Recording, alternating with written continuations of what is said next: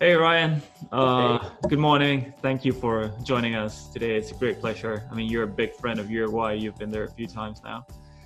Yes, of course. Thank you for having me. My pleasure. So everybody's interested about what's going on, the situation. Um, and I mean, of course, the first question is how will this affect the tech scene in Silicon Valley? How it is affecting? Is this going to be have a permanent damage, or is it going to be something temporary we're going to be back in business as usual in a few months? What do you think? Yeah. Well, I think that I don't think I would say permanent damage. There will be some permanent changes though. I don't think, I mean, this is going to change a little bit about how we interact, how we work together. It's going to change the question of what is essential, right? So not only, do we ask our questions on, are you going to work? Are you an essential employee? Right? There's been a lot of layoffs where that is the same language that's used. We also start asking the question is this activity essential? Do I need to travel or do I need to leave the house for this? Or, um, I was planning to go to Los Angeles the day before shelter in place in California lockdown, and it just didn't seem like a good idea to go anymore. And then as I've reflected on it, it's like that work, most of it could have been done over video call, and that's exactly what we did. So it's going to change our habits, and I think what I'm hopeful of is it also lets some people off the hook. Like, we know that Silicon Valley and San Francisco is a rat race. I'm sure that your constituents have heard this if they haven't come experience this. There's a lot that people do to keep up with each other, and I'm hoping that's one of the changes here, where we say, okay, we don't need to be keeping up. We can be a little more critical about what activities we're going to do. That's what happened in the downturn in 2008 too. We started to think, is this service critical? Do we have enough resources to try something? As a startup is growing, things like that have made everybody really critical. And so I think efficiency is not a bad thing.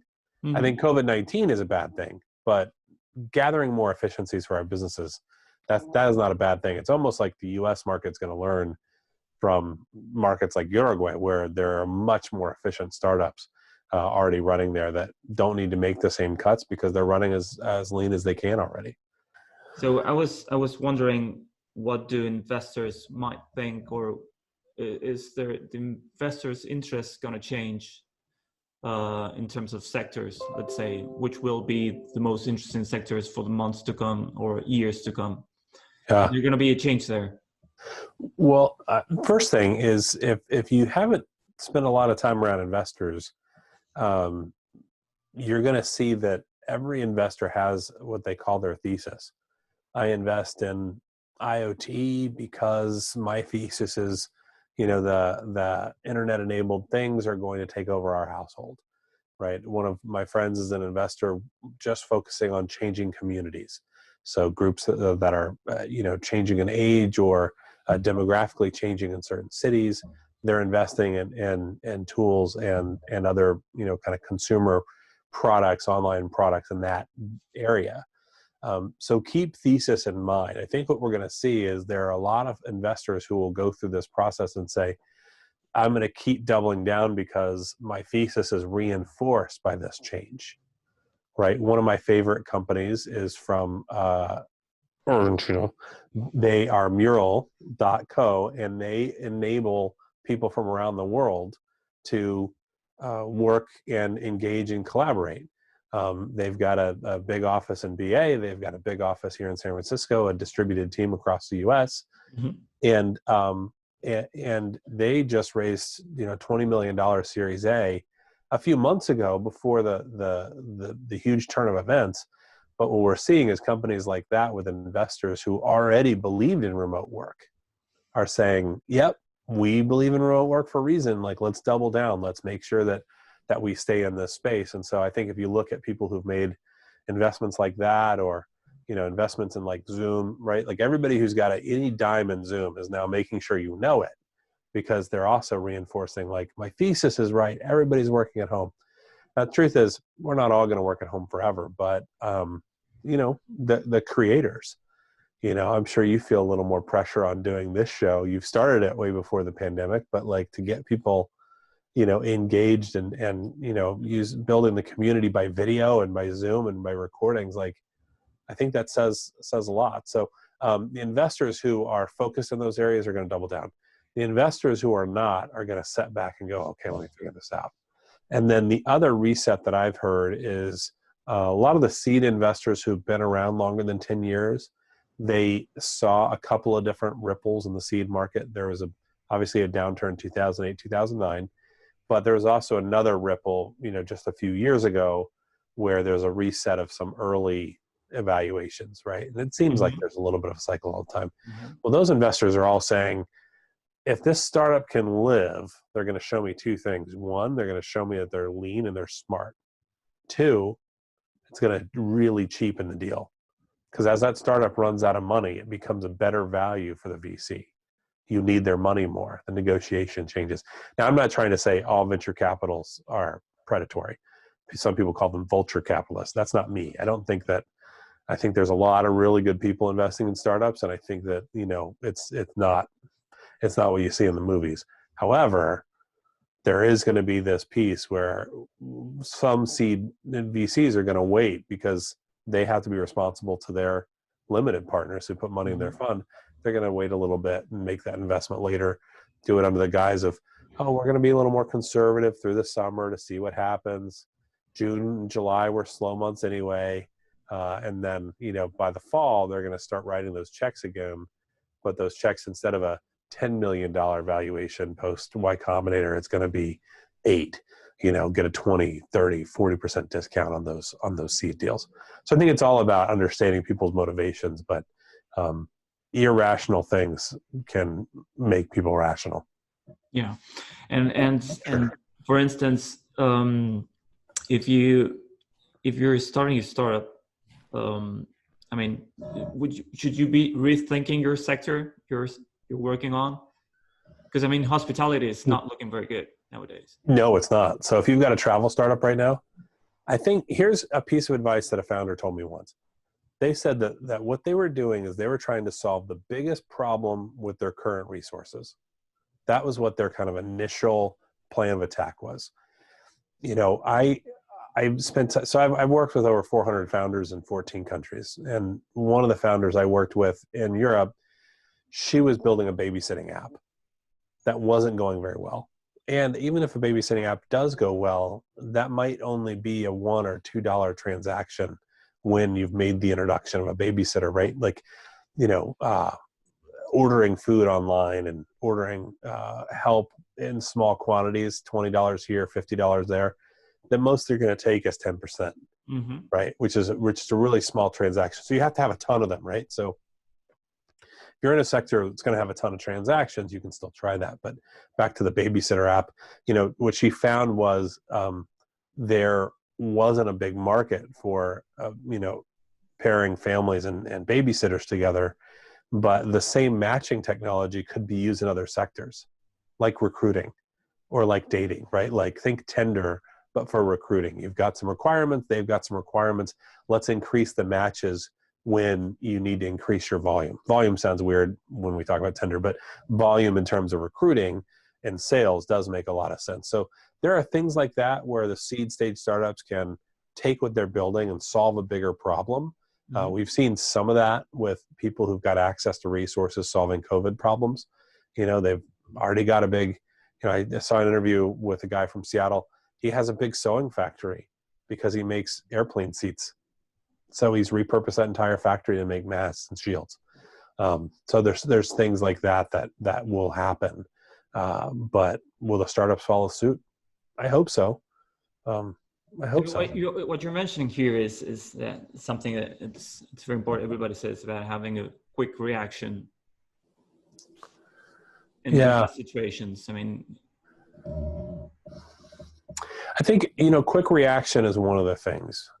But I think what a quick reaction is a signal that it's okay to rethink your strategy. And now startups, I think startups are new companies every 3 months anyway. right? You go do a test, you say, I'm going to try to sell the US market, let's say. So I go test that out. Well, that test may or may not go well. And then you come back and say, actually, we found this other thing, right? Or we found this other market. You know, one of the startups I was at early in my career was one that had a really strong thesis about display advertising online. And that thesis was that you could reach out to blogs at the same time you buy an ad on the blog, they'll also do some PR for you. Well, that vision was gone within 2 years, but the technology that built it enabled, you know, buying ads over an exchange.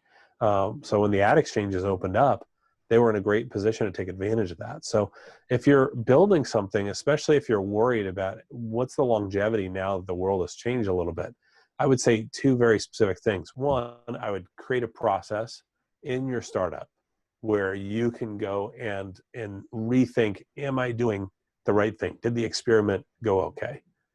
Right? Maybe the experiment is sales into a new market. Maybe the experiment is in the product, but ask yourself, was this successful?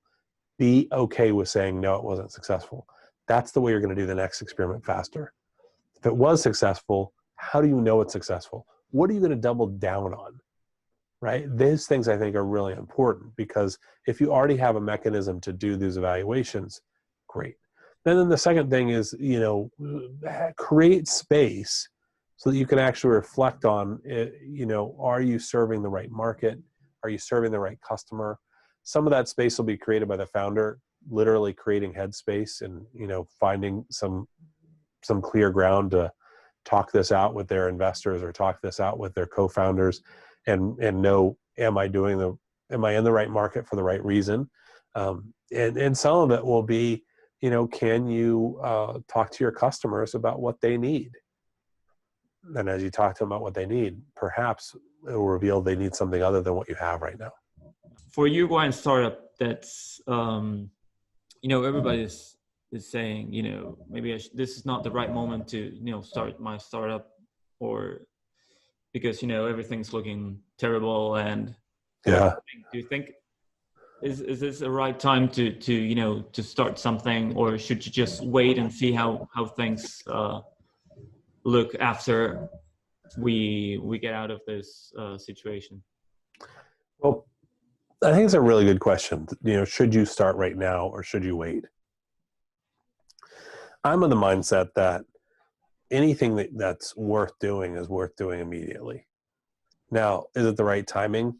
Will the market be receptive? You know, right now, if like you pointed out before with the travel startup, if you were to do a travel startup right now, would you be able to get your first 100 customers to try it out? Maybe, probably not. If you're doing a luxury travel app, perhaps you'll have people say, oh, I want to pre-reserve this for when it's opened again. Maybe, but perhaps not. Now, if you set up a startup experiment, like we're talking about experimenting before, and you say, hey, I know I want to start a startup. I thought I wanted to start this travel startup. I'm still working at my day job. The question I have for you is, what can you do today from the safety of your day job? Hopefully your job is intact. And that will tell me something about the startup that I want to build. Right. So for me, my first startup that I did on my own was called Bandfly. Surprised you haven't heard of it. We were going to go take over the live music event ticketing business. Think about like a group purchase for your favorite bands. And so you'd go and you'd contract your favorite band and you would get them to come play a house party. Something for the 35 to 45-year-old or 50-year-old who has the ability to pay $1,000 for the right concert experience, because the band they loved in their 20s, they can now afford to have as a private show. So that was a fractional private show. It didn't go anywhere, but we started with what can we go learn from trying this? I mean, actually, we launched too late. You know, we should have pushed a little harder to say, how can we do a light, fast, what they call the minimal viable product? Mm-hmm. How do we do something light and fast? If I had to do over again, I wouldn't have built out the website at all. I would have just started having bands come and do performances and run it on a spreadsheet, do it in a venue that, you know, nobody's going to notice, like in a living room or in a coffee house, and just trying some of those things, right? Like we can take a big cue from a company like Uber, who they just started. They just found, you know, 8 or 10 town cars and said, hey, will you do the service? And they're sending the text almost manually to trigger the conversations, like building a network before it's ready. You can do this today. Even if you were going to go after the travel app, maybe one of the things you want to test is how willing somebody is to tag a friend in a travel post. Mm-hmm. Build an app with Facebook data or TripAdvisor data to have people, reflect on their favorite trips. And now you've got a database full of people and you know what their travel patterns are. That could be one way to do it, because people who love to travel still love to travel, even though they're not going anywhere for a year. They still love to travel. They still love talking about it. Maybe this is the time that you build an app that makes it easier to tag all the places into your photos on Facebook. I'm not sure, but it's those types of little things that you can do right now. You don't have to wait for. You mentioned the MVP, and how important is it? I think really important, because the MVP does two things, right? The first thing it does is it lets you go and test and see if your idea is any good. But secondly, if there's this, secondly, it makes you go faster and say, oh, I just want to get something out. Don't worry if it's not clean. And if you do that, you're also looking at saying, all right, well, when I release this, I'll know it's successful if 50 people download it, or if one person plays it, or if, if one person gives us money, then we know the purchasing system works and there's some value, right? Now, maybe you want to test out a little bit wider than just one person, right? Because your mom or your friend might come on and say, oh, I want to support you. Let me click this button.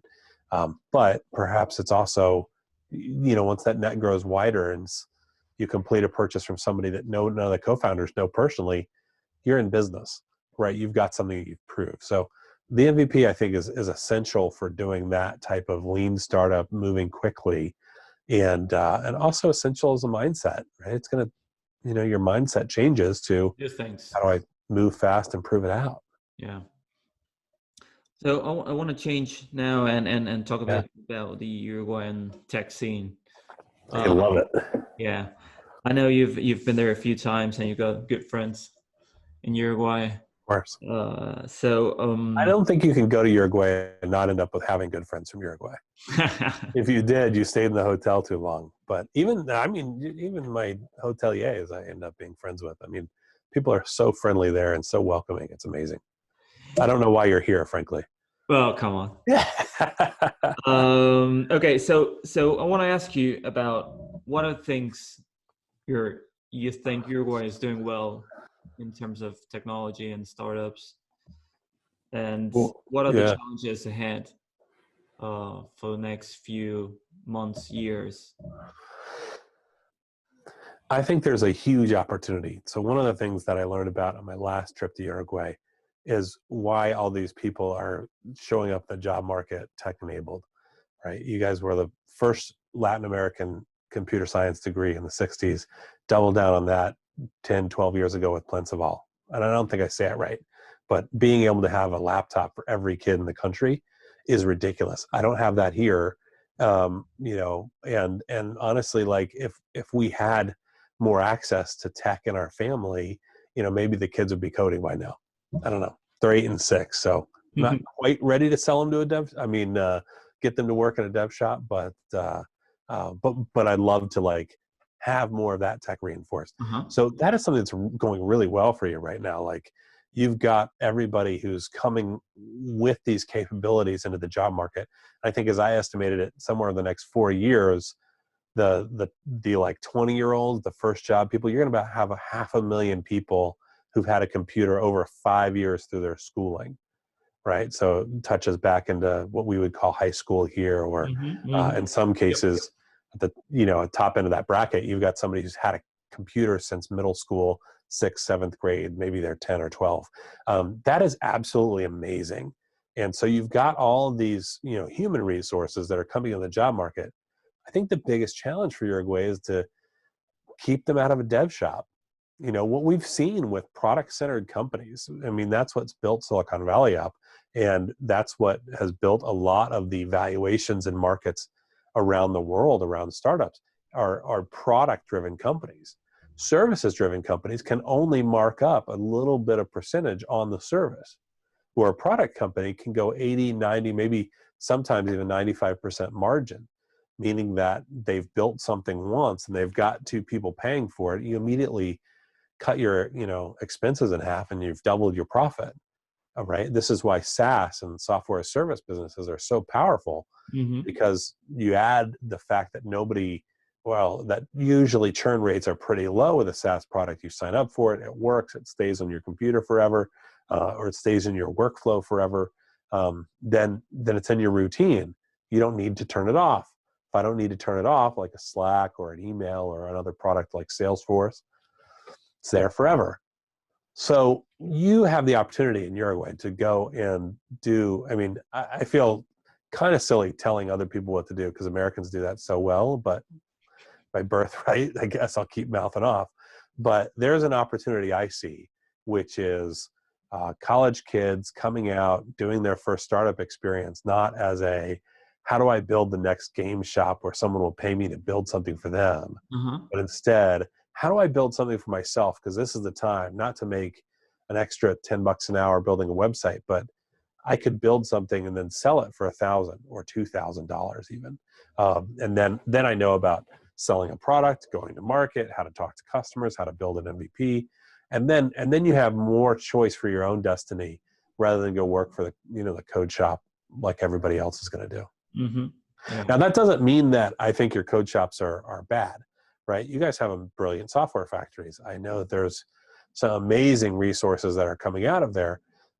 Well, this is also where your next generation of entrepreneurs are going to come from. And there's several examples of, the dev shop folks who also, start a product, right? I'm Mm-hmm. thinking about, like my friends at Monkey Learn, right? Like they had all this experience with Trio. They have great customers with Trio, and they also have this product that starts to reveal itself several years in. They say, oh, we want to double down on something that's more product central, right? And there's, obviously they had a great fundraising event a few months ago. They've had a tremendous growth. I talk to Raul all the time. There's some amazing stuff that they've got going on. So I think there's good examples of that, of, hey, let's build something that is a product. But there's a huge temptation for the next generation of entrepreneurs to say, I'm going to have a dev shop and also build a product. You can't really do both because the mentality is different. When I was an entrepreneur in residence at 500 Startups for batch, I think it was, batch 20 and 21. So a couple years ago at this point, but I had a chance to review about 200 or 300 applications, the accelerator. And one thing that just never sat right was a company that was too addicted to services revenue. A lot of times, let's back up a little bit. In the Valley, when you see a company who's offering professional services, these lower margin products to help you get using their software, their tools, that tends to show up later stage, right? So later stage meaning maybe post Series C, the company has a few hundred employees, and then you start a small, essentially internal consulting team, right? And I don't think that's a bad thing, but I think bringing that too early means that you're doing more consulting, and it's like the tail that wags the dog, Mm-hmm. right? You're not controlling what market you're going after, who you're selling to.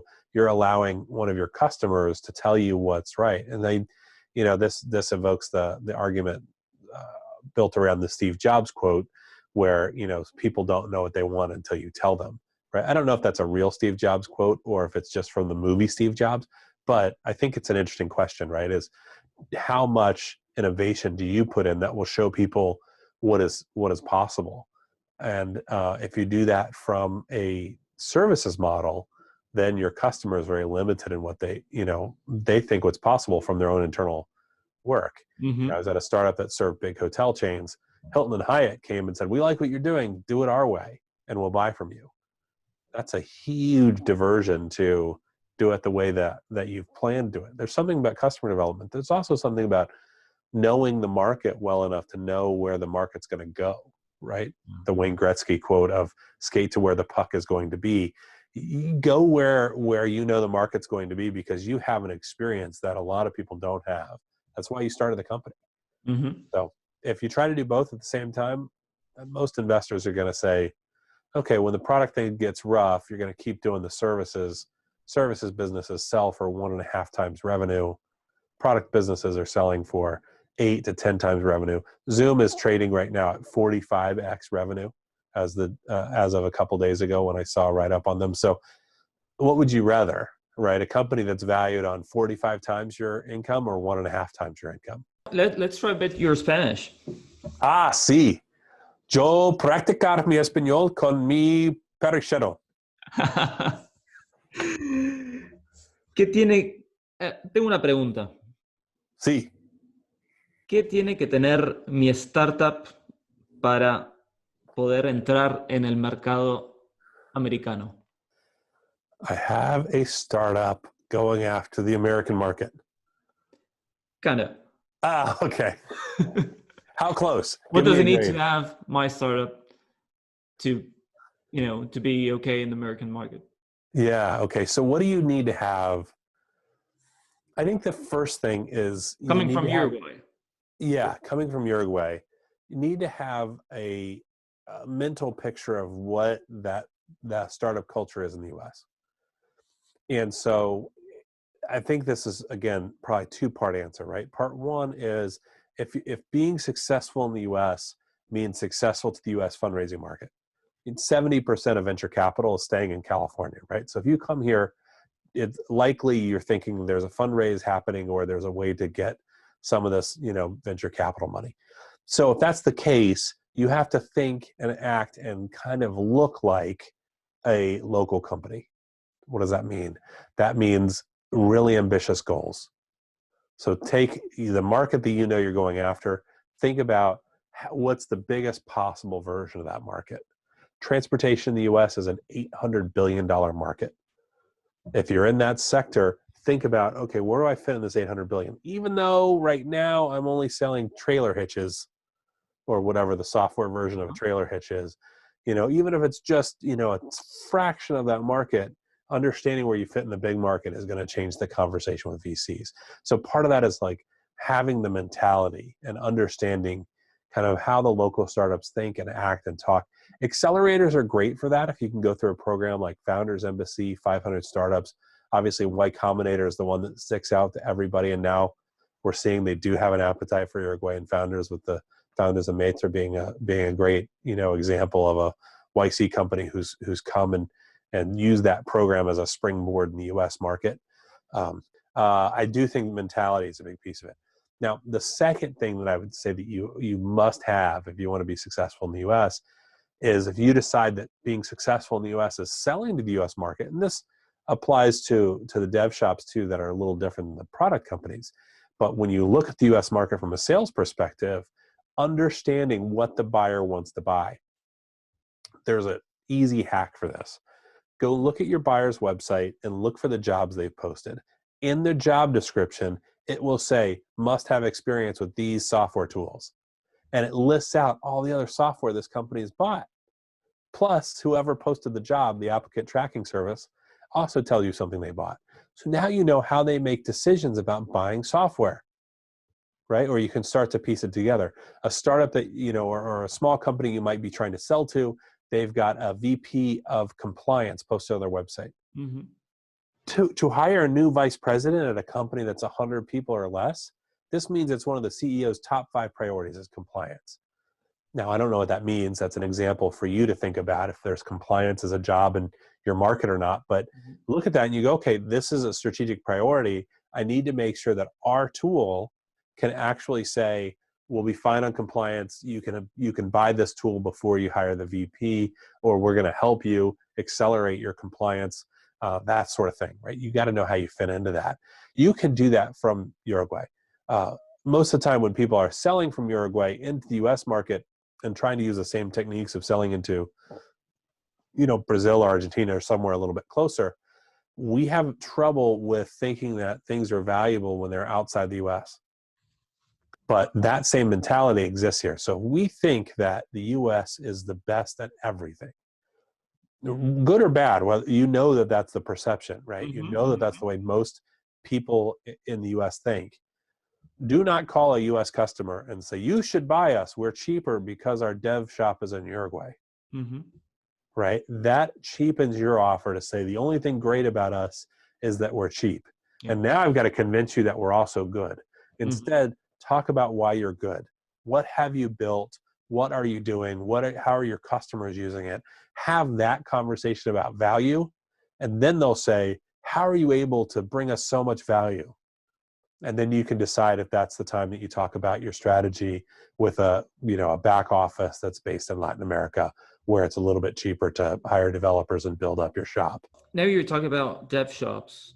Do you think this is situation, COVID situation, is a good opportunity for dev shops in Uruguay to get more customers? I know many are Yeah. projects canceled, but in terms of, let's try to, use a bit more wisely our money, Yeah. go hire somewhere else. Well, I think there's three strategies, right? Strategy one, if you're a dev shop, is go through your top client base and have an answer to what you will do if that customer tries to call and cancel the project or stop where they are or put things on hold till next year. Have an answer for that, and even maybe proactively reach out and say, hey, I'd like to do a quarterly business review early. Let's talk about where your project is. Let's talk about what can be done, and go in proactively to. And so if they're going to say, we want to cancel the project, maybe the project's $10,000 a month, they're going to cancel it or put it on hold for 6 months. Well, there's 60 grand, that you've lost, right? If that's the way you've been working with them. But if instead you say, hey, let's scale back and do maybe just the essentials so you don't lose any ground. And maybe you work for $5K a month, but you do that for the next 6 months. You just cut that in half. You showed great value to the customer, but you also showed them how you're willing to keep working on the essential piece, and that you're open to discussing that. I've seen that firsthand a couple of times in the last month, where having a proactive pitch on here's how you can use the service at a discounted rate, not saying discount your rates, but the overall discount is, oh, this isn't going to cost me $10,000 a month, it's $5,000, and I'm still going to be able to keep momentum so that if something changes, everybody goes back to work in 2 months, hopefully, knock on wood, like if everybody goes back to work in 2 months, we're going to need you. Yeah. If everybody recovers from the initial shock and says, okay, life has changed, we're going to still need to keep moving on the things that are working, right? So I'd say that's one piece, right? A second piece is, there will be new projects that spin up left and right. That recessions are great for new projects. One, you've got people at home who don't like their job. If they're at home and they're not happy, they're going to start coding something on the side. And if they see that you're going to dev shops as an opportunity to follow their structure and code twice as fast, they're still investing their time in that, right? So having a offer that is easier to access than a $20,000 minimum project, if there's a $5,000 project or 20-30% of whatever your standard project is, there's a way for somebody who's just starting out to get some support to build their company, I think that they'll take that. Now, another challenge with where we're at right now in the economy is, Upwork and tools that connect you to remote developers and other contractors. I think it's going to be interesting to watch those markets, because I think you'll see that the rates come down. And if you want to test that, just go put a project on and see people bid for it and look in their local market. And perhaps you'll be surprised, because the contractor's rate might not have changed. It still says $50 an hour, but they're bidding on your project at $20 an hour. Track that delta with some of the projects you offer, and that will show you what's happening in the market, which is the market's being flooded with developer talent and people who want to do more contract work because they're either got laid off or they're worried about something. How can you use that to your advantage is the question, right? Going to a tool or marketplace to go find a handful of freelancers, that can be great if you know how to manage freelancers. Most of us don't know how to manage a freelancer, but you do, because you're running a dev shop. You understand, one, how the projects work. You understand project tracking. You understand the team. You understand how these other, places work, because your team is very similar in capabilities. So come up with a managed service where you're going to do the management, and that's going to save me money, because I don't need to have a US-based project manager at $80,000 or $90,000 a year. I can have a Uruguayan-based project manager at $60,000 or $50,000 a year, manage the same team. And also, if you're managing it from inside a dev shop, you're going to know where you're going to go wrong before. So it's about building trust and confidence. Ryan, thanks so much, man. Oh, of course. We didn't talk nearly enough about the asado, but oh yeah, well, we'll have we'll do it. Once this is over. I hope that you and your friends and everybody who's listening is staying safe and staying inside and handling this epidemic well. This is the time that makes great companies. So the pressure, the decision making, there's a reason that all of the PayPal mafia, the first 16 people who work at PayPal, have gone on, and most of which have done amazing companies you've heard of, like YouTube or Elon Musk and his companies, Tesla, SpaceX, etc. They took on a really hard problem, and they got forged by the market by trying to build a new kind of bank 25 years ago. Mm-hmm. What are you going to build right now? And what is going to let you double down on where your company's at? It'll make you guys stronger. It will make your company stronger. It will make your founders stronger, because it's not the first company that they run that's going to be the amazing one. It's the second, third, fourth one. Mm-hmm. So just keep doing it. Keep encouraging it. I love that Uruguay has national policy around encouraging startups and, companies like Ani and Latu, and the work that you're doing, the fact that Uruguay has invested with having a San Francisco consulate, like, keep doing that. And then when we're back online and travel, I'll see you down there. Absolutely. Thanks so much. Of course.